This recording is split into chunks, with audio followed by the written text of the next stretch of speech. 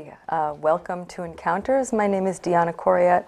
I'm a doctoral student at the University of Massachusetts, and I'm also a fellow at CSSC. And I'm delighted we have with us today Carlos Rodriguez, who is a filmmaker from Cuba, from Televisión Serrana. I'll be calling it TV Serrana. Okay. And we also have with us Alexandra Halkin, who is the director and founder of the America's Media Initiative here in the U.S. Welcome, guys. How are you doing today? Good, thanks. And glad so to be here. We are really delighted to have you here in the studio, especially because you are on tour in the United States, Carlos, being accompanied by Alex. So I would love to hear a little bit about what you're doing in the United States. Well, we are here to present the work of TV Serrana, which is a community media organization founded in 1993 in the famous mountains of Sierra Maestra in Cuba, in the eastern part of the island. And we are touring, around the country. It's like 13 universities, 12 cities. And the basic idea is to present our work to the American audience and to be able to have a kind of feedback on our work.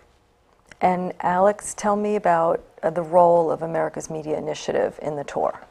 Sure. America's Media Initiative, Cuba Media Project, which the TV Serrana Tour is part of, is a new organization basically set up to distribute independent and community media from Cuba.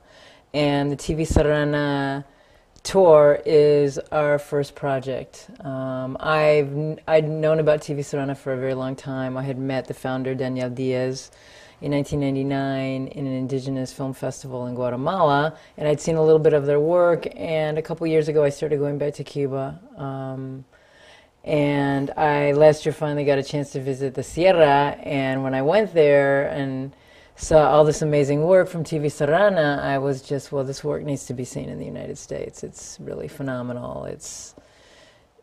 They're incredibly prolific, and since when they were founded in 1993, and since then they've produced over 500 documentaries. I don't know of any other community media project in Latin America that's done that. Or the U.S. Or the U.S. Or Europe, perhaps. Yeah, probably they're the only ones.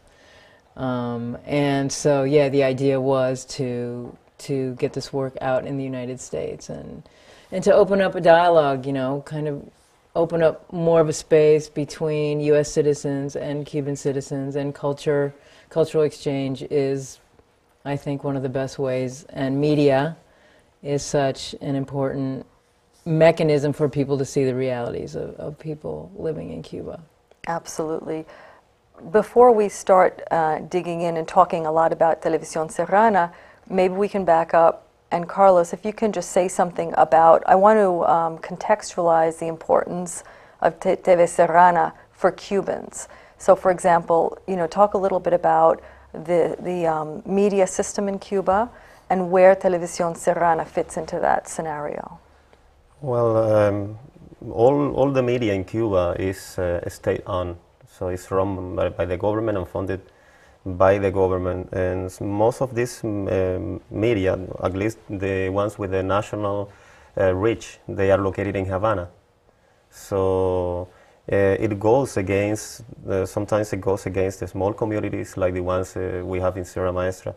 And for many years, the campesino culture has been marginalized from the media, the national media in Cuba. And during the first years of the revolution, like the two first decades, the Cuban Film Institute was really interested on the rural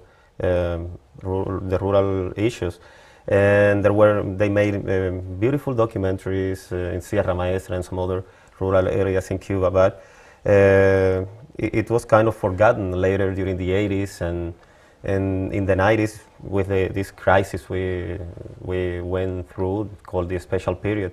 And so Televisión Serrana is born, or is founded in the year 1993, which some people say it was the worst year of this crisis of the 90s in Cuba. And the basic idea is to call the attention of the rest of the society about the problems of the campesinos and the campesino culture, and say these people belong to the nation, they are part of our culture too, and they deserve attention. And at the same time, it was like, telling the campesinos, you are also important, this is your image, you have this means of production here, you have these tools, the video tools, and we are going to teach you how to use them. And that's how Televisión Serrana works. We produce documentaries that talk about the campesino culture, but at the same time, we train young people from the communities so they can tell their own stories. So, and you also have collaborations with Havana, which I think is really interesting because, like you said, historically, maybe at the onset of the revolution, intellectuals and people that lived in urban areas went to the Sierra and other rural areas to do literacy programs. Exactly. But now it's almost the opposite in some ways, not the opposite, but you have students coming from the International Film School, and tell me a little bit about that collaboration. Yeah, we think that in order to survive, we need to, have this kind of alliances with many people, and with the film school in Havana, International Film School that is located outside Havana, we have this very good relationship, and so they send every year the documentary film students to Sierra Maestra so they can do one of their exercises, and the people from the school, they say that this is the best exercise that the school has, and so the one with best results. And it gives us also the opportunity to send our people to be trained at the school. In the International Film School, they hold these international workshops, and photography, editing, and all the production specialties. And so we send our people too for free. We don't have to pay for that, and so it's a very close relationship. And at the same time, we have good relations with the television, national television, and this way our programs, our documentaries, they are broadcast on national TV, so the country, they can have access to the contents we produce there. And so tell me about some of the documentaries that have been produced, perhaps the ones that you're showing on the tour. Yeah, we talk about every aspect of the campesino life in Sierra Maestra. We talk about their culture, about traditions. We have a lot of testimonies of people, older people mainly, that they can tell the stories, because the campesino culture is transmitted mainly by, in an oral way. So it's like the stories that you listen from your parents and from your grandparents, and so we've done this kind of collecting these stories, so the newer generations can have access to it, and they can know where they come from. And we also have many documentaries that talk about the problems that the communities are facing, the real problems. Like, can you give an example, like a concrete example of a time that TV Serrana was able to successfully help the community solve a problem? Yeah, well, our community base has 2,000 inhabitants. It's not, but it's not so big. But in Sierra Maestra, I think it's one of the most populated communities. And when Televisión Serrana got there, they didn't have the streets, they were not paved. They didn't have running water. They didn't have telephones. And in part, thanks to our work and thanks to the documentaries, and and the way we've been calling attention about the problems of these communities, now our base community has all these things. And it is interesting because Televisión Serrana was offered to, they wanted to make a road only for TV Serrana. And our founder, Daniel Diaz, he was still working there, and he said, no, we don't want a road if there is not if there is not pavement for the community. And so it was like it took like 2 years to convince authorities and to say, okay, we need the road, but also the community needs to, their streets need to be paved.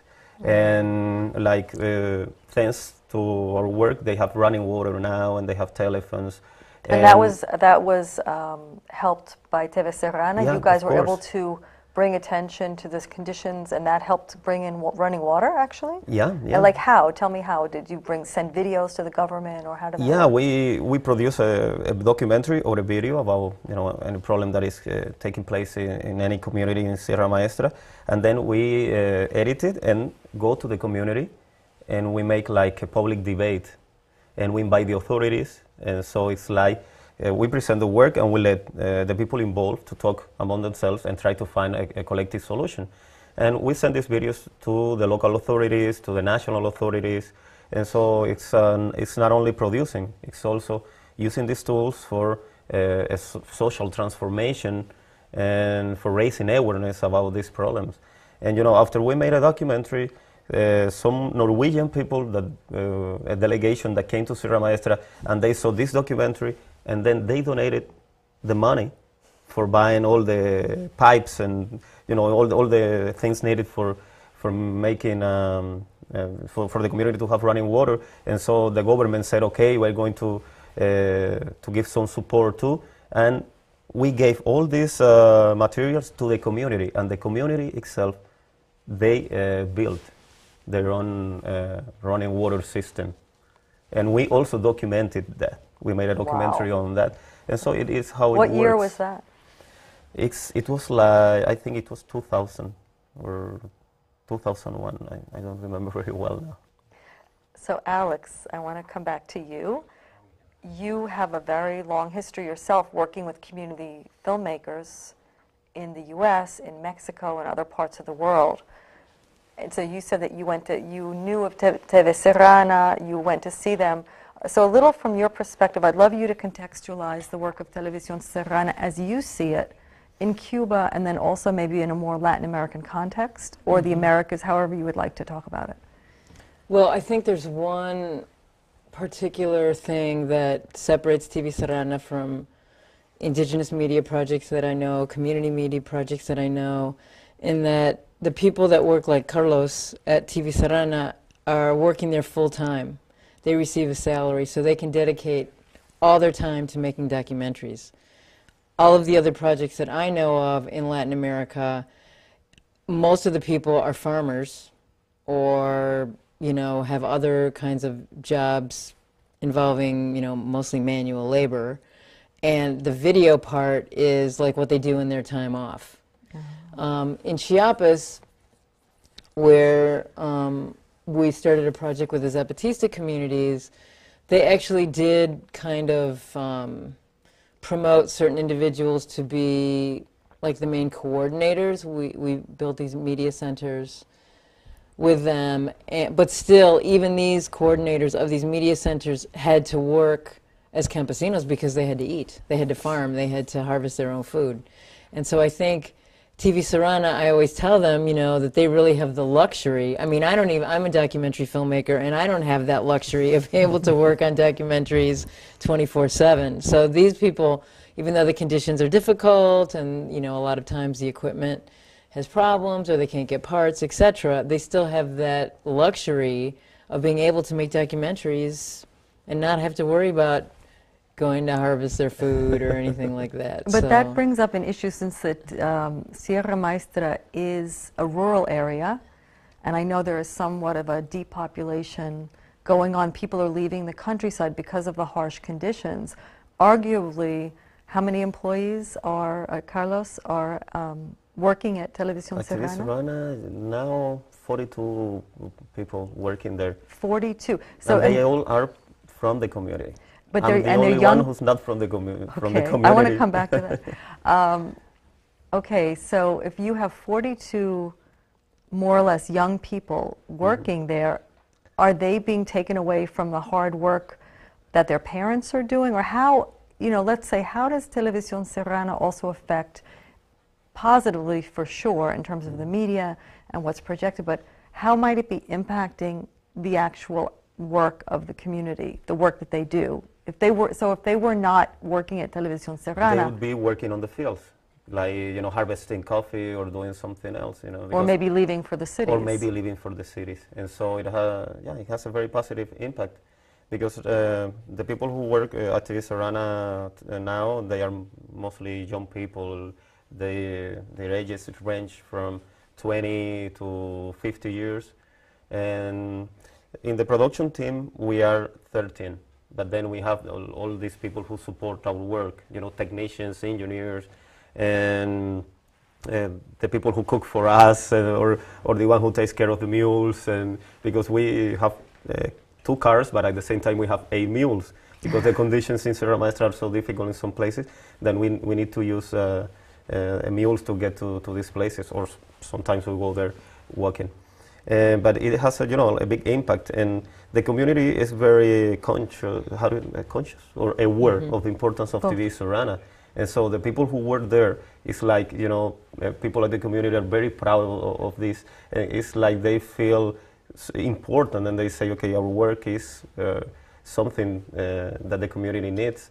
And at the same time, we do not only have these professional people working there, we actually have groups of young people from other communities, and even from other municipalities in Granma province, where we are located. And these people, they are trained at TV Sorana, but they don't work for TV Sorana. What they do is that they suggest issues for documentaries, or they make research, and they come to us and say, they present the idea and say, we want to make this documentary, and we give them the tools and all the support so they can tell their own stories. So we make a year from 10 to 20 documentaries, and the half is almost always produced by these other groups that are not professionals. They don't get paid. They just work in their communities. They have a job, and at the same time, they want to make videos. So they come to us, and we give them the opportunity. Now, you said you're the only person out of 43 employees that is not from the local area. Tell me a little bit about you, what your background is, and how you got to the Sierra Maestra. Well, going back to Sierra Maestra was, like going back to my roots, because I grew up in a farm, far from Holguin City, which is a province where I come from. And how far is Holguin from San Pablo de Yao? San Pablo de Yao is almost 150 kilometers away from Sierra Maestra. And I was taken to the city, and then I went to study art history in Santiago de Cuba, which is the second largest city in Cuba. And I studied art history, a very elitist career. And so I was sent back to my city, and I was working there as a professor. But one day I saw one documentary that called my attention, and I said, this is so different. And then I knew it was made by TV Sorana, an organization founded by UNESCO. And I said, okay, I would like to go there. I would like to work for them. And in 2001, I was given the opportunity to attend one of their workshops. And after that, I was invited to stay. And I've been working. What did you do to make them want to invite you of all? It was funny because they had this. They were calling people on the radio because they wanted to renew their production team, and they were calling people from the local area, locals and people from the communities. And one of my friends knew about my interest on TV Sorana. And he's from Granma. He called me and said, these people, they need new people to work here for them, but they only want locals. And I said, no, I'm going to go there and try to convince them. So I showed up. They were making like a test or something before the workshop, and then I just showed up and said, okay, I'm from Holguin, but I'm interested in your work. I really like it, and I would like to work with you. And fortunately, they accepted me. Holguin is local enough, right? Yeah, yeah, of course. Well, and tell me about the film that you've made that you're touring with. I'm really interested on the campesino culture, and most of my films, have to do with this subject. And now on the tour, I have 3 documentaries. One is called To the Rhythm of the Mortar, and it has to do with a specific object of the everyday life of the campesinos. And what really called my attention, it was how this instrument or this object has generated a whole culture around it. Mm-hmm. And so this is one of the documentaries I'm showing. And the other one is called A Farmer's Education, and it talks about the problems that the campesinos are facing today in Sierra Maestra for producing, and the conflict they have with all the distribution agencies, you know, the ones who are in charge of buying the product for the campesinos and taking it to the cities and to the rest of the Cuban population. And there is another one on cockfighting in Cuba, and especially in the mountains. People love cockfighting. That's still legal? And that's illegal. And that's funny because it's illegal, but at the same time, it's like everybody does it. And so this is a documentary that raises one question: is it fair or not? Is it cruel or not? So that's why it is called Kill for God Forgives. Oh. And so it's like using this documentary, because it's what we do. That I've been showing this documentary in the communities, and so asking the people, do you think this is fair? Or so that's a little part of my work. Alex, so I would love to talk a little bit now about the challenges that both you, as a representative of America's Media Initiative, and Televisión Serrana together face, maybe in terms of really getting the work out there. So I think this is a great first start that you have a tour. Maybe I want to back up a minute and ask you, how do you select among the 500 works of Televisión Serrana what you want to put on tour and what can be best kind of understood by people in the U.S. and elsewhere? Well, basically they chose, I said I want, like a survey of work from the beginning of TV Serrana to contemporary work. And they really chose, I mean, I'd seen a lot of the work, and there was definitely some that I was like, this should be part of the collection. We translated and subtitled 20 videos of TV Serrana that we put into 4 collections. And that's the work that we're showing in this tour. And how can people get a hold of these if they can't be part of the tour? Tell us. Well, how. You have to contact me individually, because we're not going to be selling the TV Serrana videos over our internet site. We're selling other work by Cuban filmmakers, contemporary work on our website, but the TV Serrana work is really for the tour. We're selling it during the tour because it's helping us kind of be able to eat and pay our hotel bills and everything. But after the tour, people would need to contact me and individually. What's the website? The website is americasmediainitiative.org.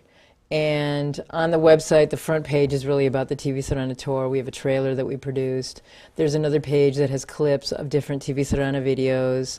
And there's a page that has updates of the tour, like interviews like we're doing now, radio interviews that we've done, articles that have been written about the tour.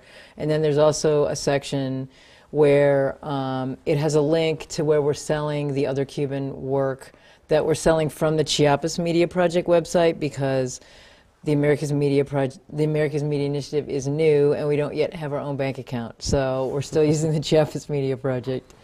It's all very complicated and technical, and part of it is because of, to work with Cuba, it's very complicated because of the U.S. embargo. But we now have a license that was given to us from the Treasury Department so that we can import and export films from Cuba and films from the United States to Cuba. One of the projects that we want to do for next year is to put together a documentary film festival of short documentaries about the United States and take it to Cuba, because one of the Fabulous. One of the main ideas behind this project is that cultural exchange doesn't just oh my God, my English is just gone. Doesn't just happen by bringing filmmakers from Cuba and Cuban films to the United States, but also bringing U.S. filmmakers and U.S. films to Cuba, because I think there's ignorance on both sides. There's ignorance in the United States about Cuba, and there's ignorance in Cuba about the United States. And so that's really what we're trying to do with this project. What do you think is one of the biggest misconceptions that people from the U.S. have about Cuba? Well, I think one of the biggest misconceptions they have is they think that it's the Cubans that have prohibited them from visiting Cuba, where in fact it's the U.S. government that has prohibited them from visiting Cuba. You know, that's clearly one of the biggest misconceptions. I didn't know that myself. That's interesting. Yeah, most people think, oh, you can't go to Cuba because the Cuban government won't let you go. And I think also, you know, people, they see Cuba very one-dimensionally, you know. I mean, people know about Cuban music, like the Buena Vista Social Club. They know about Cuban cigars, and they know about Cuban rum. And I think they think, you know, Cuba's like kind of a party place, and everybody's like partying all the time. Going party. Smoking cigars and drinking rum and dancing to salsa. But I think that's why the videos from TV Serrana are so important, because it shows a Cuban reality that nobody in the U.S. has seen. I mean, even Cuban Americans, like we were just presenting in New York at a conference around Cuba, and there was a gentleman who's from the Sierra Maestra, and he saw these videos and he started to cry, you know, because he isn't in touch with this part of his past, you know. What is one of your favorite films? Tell us a little bit about a film that you love from Televisión Serrana. One of my favorites is The Four Sisters, which is about these four sisters living in the Sierra who never married and who have lived together their whole lives. And they're total characters, total personalities.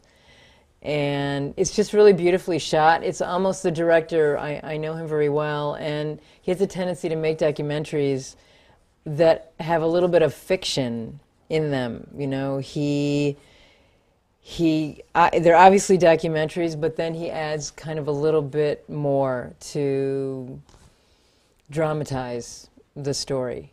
And that's definitely one of my favorite ones. I think it's a really beautiful story. That's great. Yeah, there is something that I really like about working in TV Serrana. And it's not, you know, some people might think that, you know, we are in the middle of the mountains making this serious work and boring work, or talking about problems of the campesinos and saying, you know, these people are here, and it's not like that. We use also a lot of humor, because the campesinos have a great sense of humor.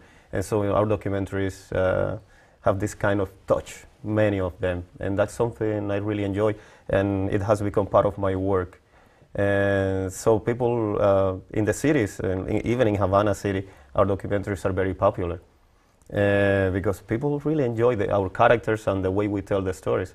And it is something that I learned there, that, you know, you are telling a real story, but the way you structure this story, it also adds another dimension to what you're telling.